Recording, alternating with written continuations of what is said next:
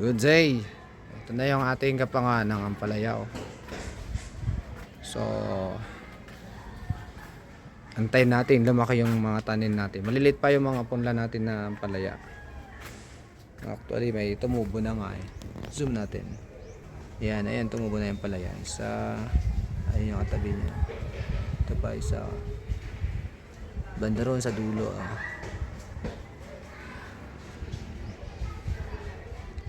Hindi ko masyadong kita. Ayan eh. So, malilit pa yung tanim natin na ampalaya. Yan. So, bumaya, puputulin natin yung mga puno sa ilalikod para yung araw ay makuha lahat ng tanim natin dyan. So, kita nyo naman, napakatibay ng ating balag sa ampalaya.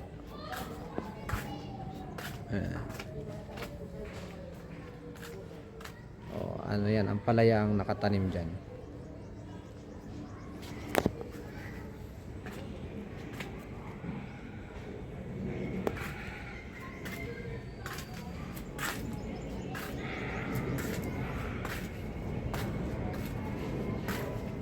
Dito naman ang nakatanim ay alugbati. Yan. Ang balag naman natin dito ay mas matibay. Bakal. Ayan. Nakatanim dyan ay alugbati. Tsaka meron tayo sigarilyas. O tinatawag nilang kalabismis. Ayan. May bunga na siya. So, mas matibay na naman to kasi ito bakal talaga yan.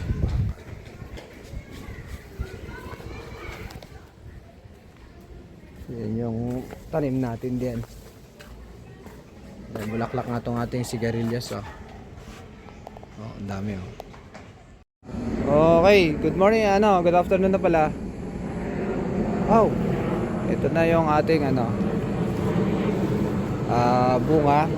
Yan. Yan. May bunga na yung ating ampalaya. Yan. So, hanggang yan lang naman na ang laki niya nito eh. Ayan, mamumunga pa naman yan. Ayan. Ito yung ampalaya natin. So, i-harvest na natin to. 1-0. Yan ulog. Saka to. Yan harvest na natin to. Ayun. So meron tayong 3 sariwang harvest. Nilagyan natin ng ng plastic dahil yung manunurok na insekto, tutusukin niya yan, magdidilaw kagad yan pag hindi nalagyan ng plastic. Yun.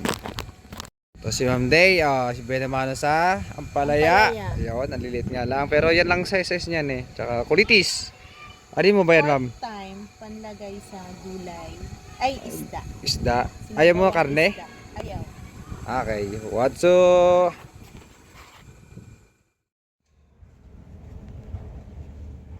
Yan, mayroon tayong 3 harvest. 3 piraso. Diyan sa ating ampalaya. Good morning mga garden, mga kagala. Ito po ang aming ampalaya ngayong umaga. Kita nyo, binalutan po namin ng plastic ng yelo kasi pag natusok yan ng manunurok ng insekto, magdidilaw yan. Hindi na yan lalaki. Masisira kaagad. So yun, nakita nyo naman napakahaba na ng bunga. So mayroon na pwedeng i-harvest dito. 1, 2, yan. So ito yung aming yung ginawa naming gapangan ng ampalaya. May namatay kasi dyan na bunot, sayang, may bunga na rin yun. Mas marami pa sanang bunga yan eh, pero okay lang naman. Ito yan, may bunga rin dito. Saka to yan, kita nyo, dami ko na nalagyan ng plastic. Tsaka marami rin yung namatay, katulad na may plastic pero naunahan ako na ng insekto. Ayan, natusok na yan. Tsaka Yung mga yan, oh, bunga na rin. Lalagyan ko na rin ng plastic. So ito yung aming ampalaya. Ayan. So yan ang pagkapang na yan sa taas. So ito naman ang garden dito sa harapan ng room ko. Tsaka syempre may tanim pa dito sa kasama niya yan. Dito naman ang sigarilyas. Ayan po, ang kapal na rin ng sigarilyas. Bali dito kami nag-harvest nung nakaraang linggo ng mga bunga niya. Yan, ang kapal na ng sigarilyas namin dito. Yan. So ito ay sa harapan ng room ko to. Dito ay wala pang tanim yan, tsaka dyan wala. Naglagay kasi kami ng lupa kaya hindi ko nataniman yan. Yung dito naman namatay na dahil sa sobrang init. Bali nabuhay na lang dyan yung mga sili. Yung nasa plastic bag, hindi na sustain yung pagdilig at namatay na. Yan ang mahirap sa mga container gardening. Pero sa timba buhay pa yan kasi may mga bunga yung sili dyan eh. Ayan ang mga sili. Sili, ayan. Ito mga sili yan. Yung mga bunga kasi ito kaya ito yung lagi ko nadidilig. Yan ah. Tsaka ito, ganda yung bunga ng sili. So ayan oh. So sobrang init na kasi ng panahon. Summer na kasi eh. Bali yung saging natin mga ka-garden kagala. Ayan dyan po sa gilid-gilid ng mga classroom. Ito dating classroom to, binasak na. Ayan na yung mga saging natin sa gilid-gilid. Siyempre alam naman natin yan, lalaki kasi yan at magiging masukal. Yung hindi na itanim na mga kalamansi nandirito pa. So bali na nakatanim na rin tayo ng para nasa 17 na yata na itanim o 18 na yata yun. So ito yung ano sigarilyas. Yan, marami rin tayo na harvest dyan na nakaraan. Kapalan ng dahon. So dyan naman natin siya, ang balag niya ay talaga ito, pasadya talaga ito matibay.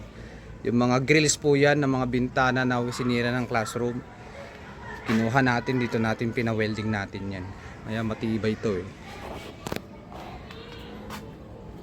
Actually yan, yan eh, panahon pa ng aming school head na si Ma'am Iseki. Wala, matagal na yung school head nang nakapagpalit. Tingnan niyo, matibay naman. Pero ito kasi bagong namin to. Bagong balag ko ito. Bagong gapangan. So kita nyo naman no. Ganda ng tibay itong balag talaga dito. Solid talaga yung ginahit kong kahoy. Pero mas solid yung mga bunga niya. Yan ang pinakamaganda niya, pinakamasarap. Yun So paano? Tanim na rin kaya para may bagong harvest. Good morning mga ka-reels, mga ka-garden. Ito yung pinaka-exciting part, mag-harvest na kami. Bibidyoan ako ni Natalie. Ani Grace pala. Ani, hawakan mo. Yan, bibidyoan ako ni Ani. Ito pinaka-exciting part.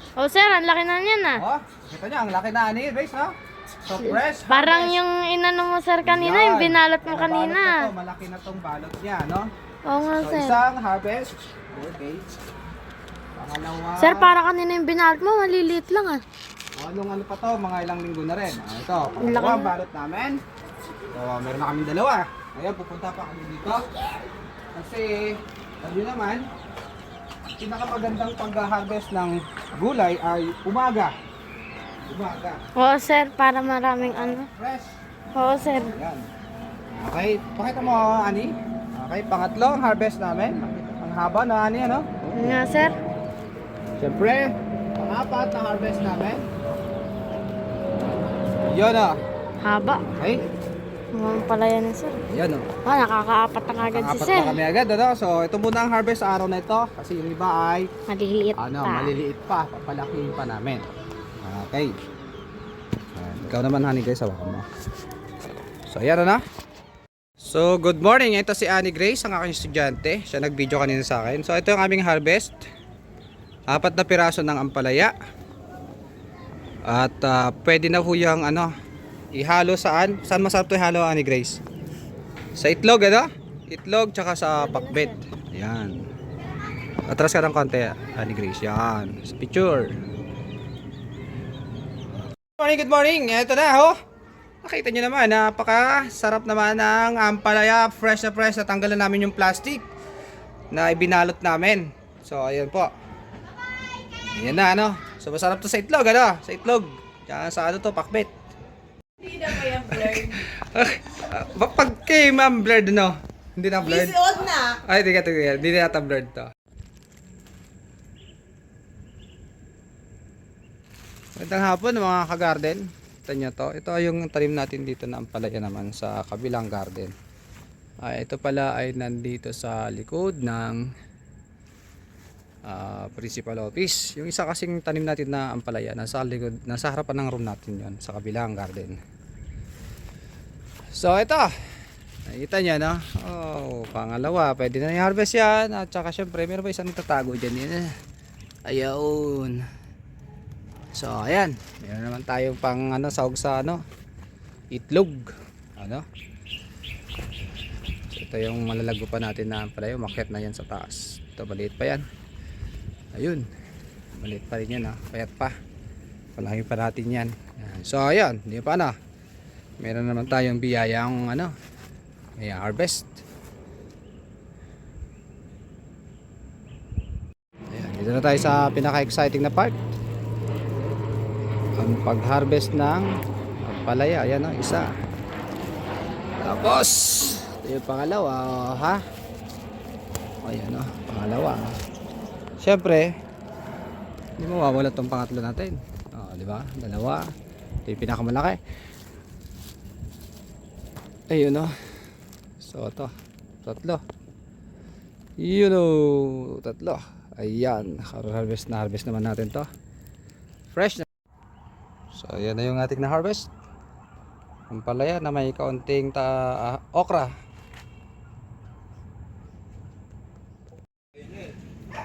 Napakasarap naman ng aming ampalaya. Pwede na naman, sasampulan na to na RJ daw. Kasi siya ang aking bantay, hindi pa raw siya nakakatikim. Yan si RJ. Sasampulan na raw to ang aming ampalaya. Di ba? Matikman na to. Siyempre yung bantay, lang ba naman hindi mo walang matakman, Kawawa naman yung ating bantay. Meron pa dito sa baba. Ayan, so nakita nyo, ang dami na ng bunga. Ayan, napakasipag talaga ng ating ampalaya. Ito, maliit pa to. Ito, dalawa, pwede na to. RJ, anong gagawin mo dito sa ma-harvest? Isa yan, sir. Isa sa itlog? Oo, sir. Kami kapatis. Ayan, meron pa rito. So, i-harvest na namin. Si RJ, saktong-saktong dating, Timing, Dumako na tayo sa pinaka-exciting part, ang pag-harvest.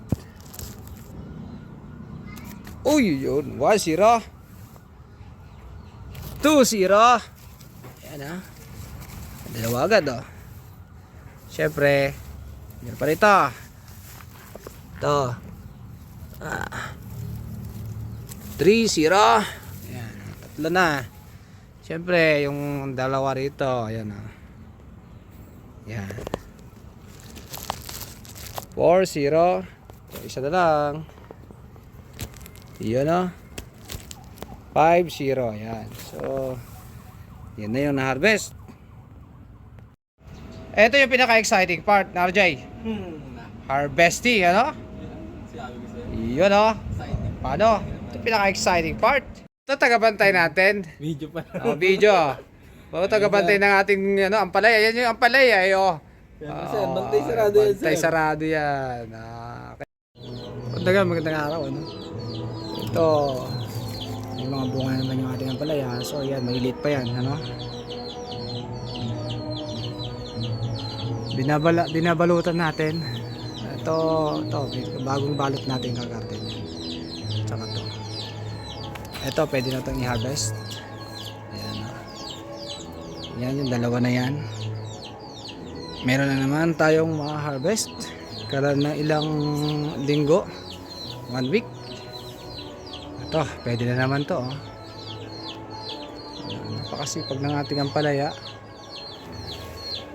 Pero ito maliliit pa. Ito, pwede na naman to ma-harvest, mga garden. At saka to. Yan. So, ito maliliit pa. Hindi pa pwede yan. Ito pwede na. Tsaka ito. Yun, yan, pwede na naman. Yan, malilit pa yung dalawang yan. Pero itong dalawang to, yan, pwede na naman sila. So, paano? Malusog pa itong ating palaya. Tignan natin kung medyo maganda-ganda pa rin naman ang itsura niya eh. Kaso napakainitan ng panahon, kawawa siya talaga pag hindi natin nadiligan. Kaya lagi natin ito dinidiligan. Kasi pag hindi na namulaklak, wala na. Hindi na yung mamumunga. So paano? Meron na naman kami harvest. Mga ka-garden ha. So magtanim na kayo. So pang ilang harvest na namin to. So dito na tayo sa exciting part. Siyempre i-harvest natin to. Yan, so na-harvest natin isa. Ito. Dalawa. Ayan. Saan pa yung malaki natin dito? Ito pala. Tatlo. Ayan, tatlo na tayo.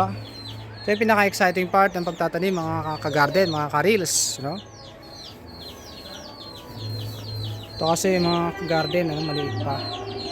So hindi pa natin i-harvest yan. At saka to, maliit pa. Lalaki pa yan eh. Ito dalawa. 5 na naman, nung nakaraan, 5 na naman yung na-harvest natin. Ito. Yan. Harvest. Ayun. 4 na lang. Ayun o. So 5 na naman yung na-harvest natin mga ka-garden, mga ka-reels.